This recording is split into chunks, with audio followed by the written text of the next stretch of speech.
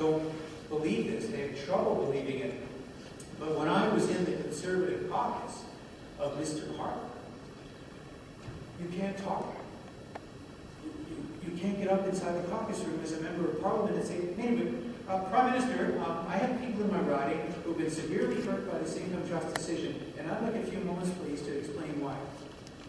You can't do that. Not allowed. Sit down. It's the only caucus I've ever been in. I've never seen that before, and I've got some political experience. I've never seen it before that situation happen, and I think it's absolutely wrong. Now, Mr. Harper also, in my view, is a negative politician. After Stéphane Dion was voted as Liberal leader, the Conservatives immediately started spending millions of dollars attacking him as not being a leader. In fact, now they're even attacking his dog. I mean, it's one thing to attack the guy, but his dog, forget it. That's quite negative. And you know what? I don't think Canadians want these politics of fear that we've seen and politics of slander. I just don't think so. Meanwhile, on the issues, for example, Mr. Harper's torn up a lot of the ports. Kyoto is another one. And they've now painted Kyoto as being, something completely negative for the Canadian population in general. In fact, they've taken a minister, Mr. Baird, and made him Minister of the Environment. He is one of the most, we call him a pit bull, okay? He's a pit bull of Parliament. Of course, he doesn't always look like this. Sometimes he smiles. Here's a picture of him smiling. There he is. Now, there's also this guy, okay? Jim. I can see he's a crowd favorite. Jim Flaherty, Minister of Finance. Now, if you're an income trust investor, you know what I'm talking about. Mr. Flaherty has not been kind to you, but also I have some problems with Mr. Flaherty and what he's done in terms of his budget and his spending. I think Jim Flaherty and the Conservative Party are spending huge amounts of money just to buy votes, and it's not very good economic policy. In fact,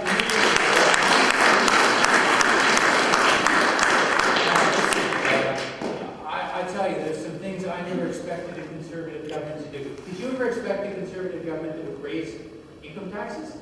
Well, this Conservative government has raised them twice in 2 budgets. Did you ever think a Conservative government would actually impose a new tax on business? Well, they tried to, taking interest deductibility on money that companies borrow to expand. Mr. Flaherty had to flip-flop on that one. Did you ever think that this government, the Conservative government, would spend the most money of any government in history? I mean, they continue to say, Liberals are big spenders. I've never seen anything like this before from a Conservative government. There actually is the federal budget. I know you can't see it, it's too small, but here it is. This is the federal budget. You can see revenue is going to go up consistently over the next few years. They hope. Spending definitely is going to go up over the next few years. The national surplus is slated to go to 0. That surplus was $13 billion 2 years ago.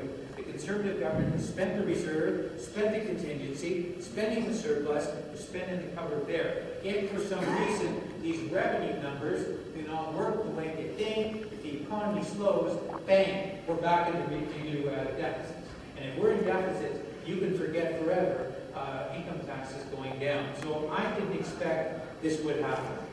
This has caused some certain things to take place. Inflation is going up because government spending is inflationary. That's caused interest rates to rise. It's also caused our dollar to rise, and that has started to hurt our exports. Mr. Flaherty, in terms of Bay Street and the financial markets, his name basically right now is mud.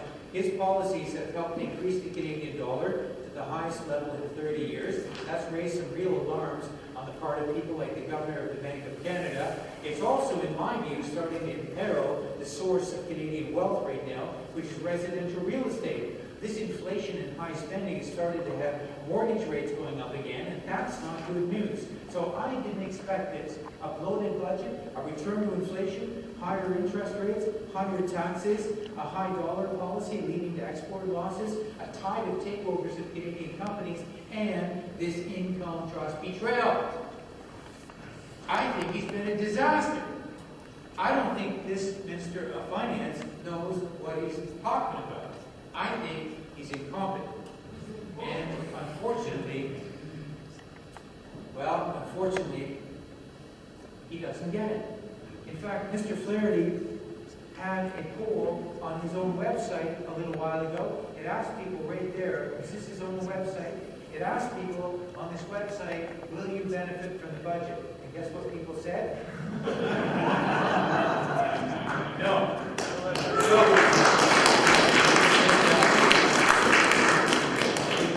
Did Mr. Blair change the budget as a result of this? No. He took the vote away. That was easy. Well, if you're an income trust investor, you might have a different view of the Prime Minister these days.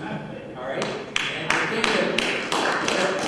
thing that bothers me the most about income trust investors is basically this, okay? It's not only bad, well, it's bad policy in a lot of fronts, but it's bad, particularly bad policy because the government of Canada has basically gone and stolen about $20 billion for the savings of people, generally 2.2 million investors, generally who are retired people, who don't have the time to catch up. If you're 60 or 65 or 70 years old, you don't have the time to catch up. And that really bothers me a lot because we have an aging population in Canada. We're all living longer and longer lives. Why does that matter? It matters because as our lives become longer, we're longer in retirement, we need more financial resources to get through our lives. We don't need government coming along and making it harder, of course.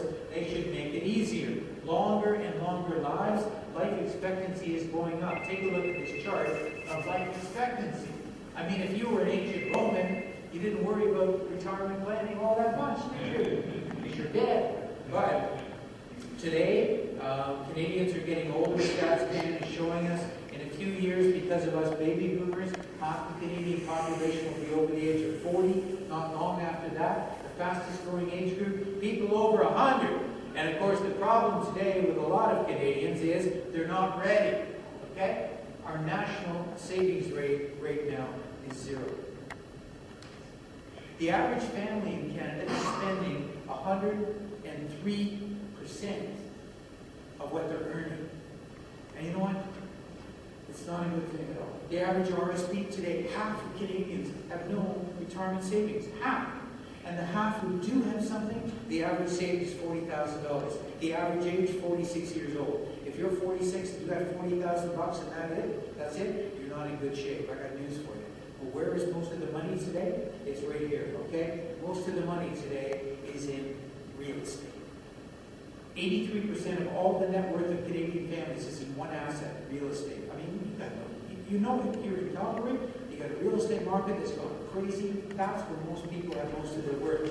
And our government needs to help people retain that wealth. So all these baby boomers looking at retirement, you've heard all these ads for over the years for Freedom 55. Have you heard that? Well, forget it. You know what it is now? It is Freedom 95. I think that's what it is. And in fact, many people will never, ever be able to retire. Now, take a look at population. Right here, I'm going to show you this chart. This is the population of Canada in 1996. You see where most people are? They're basically in their 40s. Now, if you take a look where the population is today, and then go forward a little bit, here's 14 years from now. Take a look at where most people are. They're now in their 60s. You know what? In 15 years, there will be more 65-year-old women than there will be 12-year-old girls. Why does that matter? This is one of the few things we know is going to happen. You don't really know where the economy is going to go, but you know where demographics is going to go. We know we have an aging population. We know we're going to have to deal with that. We know governments are going to have to find policies, and absolutely the wrong policy right now is for the government to be taxing income trusts and taking billions of dollars out of the pockets of retired people. This just makes the situation worse. And I've got to tell you, I'm embarrassed. I am embarrassed that I ran as a Conservative member of Parliament in the last election, and this is a page right out of our policy book, that we said we will never tax income trusts, we will never hurt the financial security of seniors, we will help these people. And it was only 10 months after that election, and I'll tell you, I stood on platforms like this beside Stephen Harper, right there on election platforms during that campaign, and stood there and watched him say that over and over again. It was only a few months later when we changed our minds and we taxed income trusts. And that was a horrible decision for many reasons I've just talked to you about. But not only that, it was also a horrible reason for the economy, for the other